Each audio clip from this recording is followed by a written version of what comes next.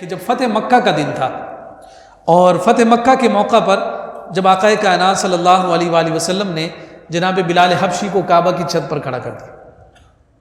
اور حضرت بلال حبشی کو کعبہ کی چھت پر کھڑا کرنے کا بنیادی سبب ہی یہ تھا کہ بلال دیکھ لو اسی شہر کی گلیوں میں تمہیں گھسیٹا گیا ہے،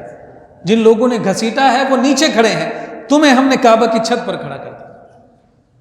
تو یہی حضور علیہ الصلوۃ والسلام اظہار فرمانا چاہتے تھے کہ جو اسلام لے آیا وہ سب سے سربلند ہو گیا۔ تو جب یہ بات ہوئی تو اس کے جواب میں ایک کافر ابن اسید نے کہا کہ اچھا ہوا آج میرا باپ زندہ نہیں، اگر آج میرا باپ زندہ ہوتا تو وہ تو اپنی بے عزتی سے ہی مر جاتا کہ غلام ہم سب کے سروں پر بلند ہو کر کھڑا ہے۔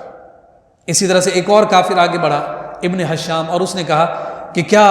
مسلمانوں کے نبی کو اس کالے کے سوا کوئی اور نہیں ملا تھا معاذ اللہ کہ اس سے اذان دلواتے، اللہ کی تکبیر کہلواتے، معاذ اللہ اس نے یہ حبشی سے افہام ہی ملا تھا۔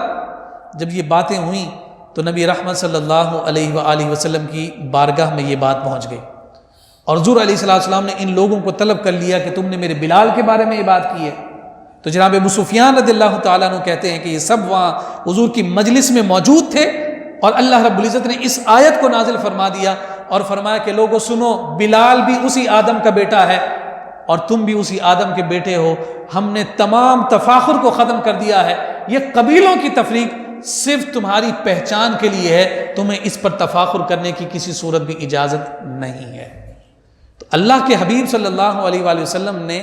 انسان کی عزت اور حرمت کو اس خوبصورت انداز میں قرآن کی آیات کے ذریعے سے ذکر فرمایا۔